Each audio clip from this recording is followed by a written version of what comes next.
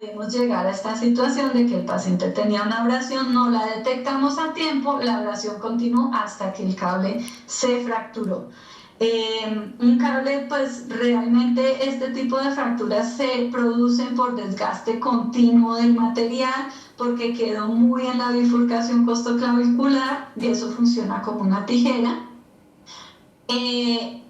Puede suceder también por movimientos o condiciones muy bruscas que hagan que el electrodo se genere una tensión y se rompa, pero eso pues ya son fuerzas demasiado extremas. El paciente que tiene un accidente automovilístico, que levantó una carga de peso demasiado excesiva, podría darse la ruptura del electrodo. No es lo usual. Lo usual es el desgaste progresivo del material, y pues esto sí ya amerita un cambio del electrodo. Ahí ya no vamos a tener ni captura ni sensado, porque no hay por dónde pasar la información.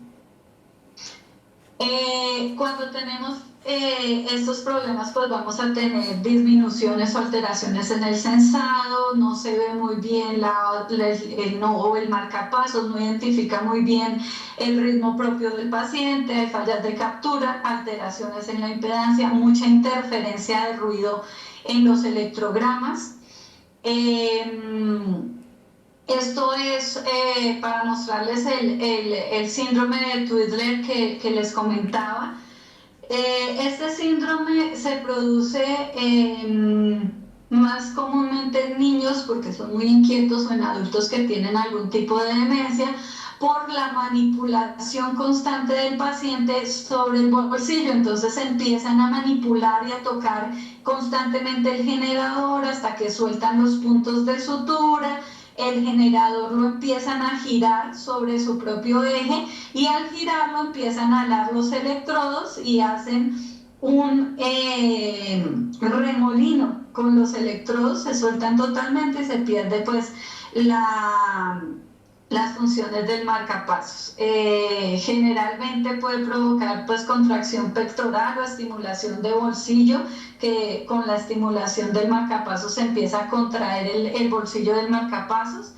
Y si el paciente es dependiente del marcapasos, pues esta condición puede ser mortal, porque simplemente es un desplazamiento. Miren este electrodo donde está casi en la clavícula, ahí no va a producir ningún efecto, entonces se pierde totalmente la función del marcapasos. Miren aquí este electrodo donde está muy bien posicionado en la vena cava. Entonces, y cuando se retiran, están totalmente entorchados los electrodos. Entonces, todas estas condiciones las podemos ver en el funcionamiento del dispositivo, y las podemos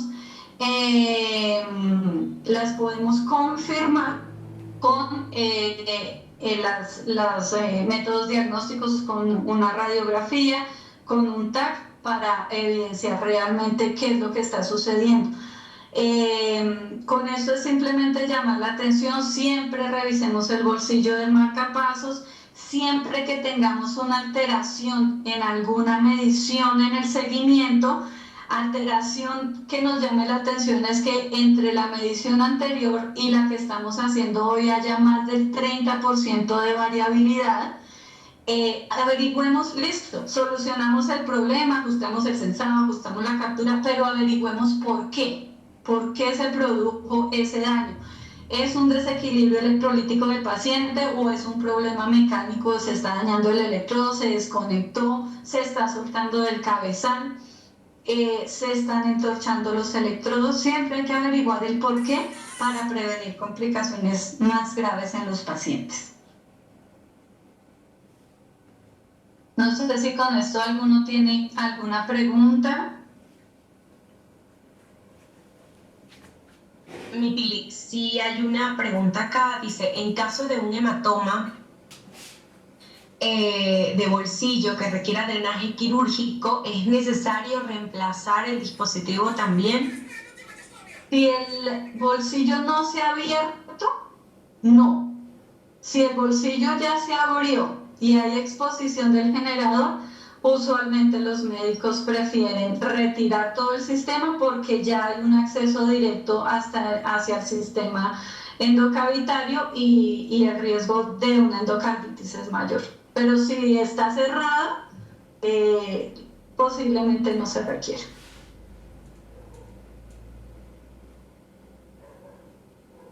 Perfecto. Erika nos pregunta, ¿cómo se puede identificar el logo del marcapasos por medio de fluoroscopía? Bueno, realmente en una fluoroscopía rutinaria es difícil ver el logo. Cuando quieren ver el logo tendrían que indicar la radiografía específica con una visión puntual del generador y se pueden ver las letras de cada casa comercial generalmente, pero si es una fluoroscopia o una radiografía específica del generador como enfocada, no un rayos X de tórax cotidiano, porque en esos usualmente no se ve. A veces por la forma de los generadores los médicos pueden saber de qué casa comercial son. Usualmente los de nosotros son como un zapatico, los de Boston son un poquito más redondeados, los de Medtronic son como una U, pero son rasgos generales que ya conocen los especialistas.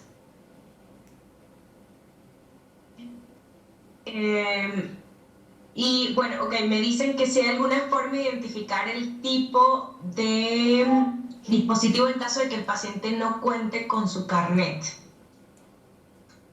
Pues se podría hacer con esto, con la radiografía, o si en la institución se cuenta con los programadores o se puede llamar a las diferentes casas comerciales, el que interrogue es. Y ahí es la famosa prueba también, ¿no? Que podemos usar el imán en caso de que lo tuvieran, la frecuencia del imán. O sea, en el caso de nosotros, si ustedes ponen el imán y el dispositivo está nuevo, o sea, la batería está bien, está llena, se les va a ir la frecuencia magnética asincrónico a 100 latidos por minuto. Pero aquí tendríamos que saber, por ejemplo, porque Boston también se va a 100 latidos por minuto. Medtronic se va a 85, Biotronic se va a 90, solo por 10 latidos. Entonces, pero generalmente el más común también que pudiera ayudarles mucho es el imán.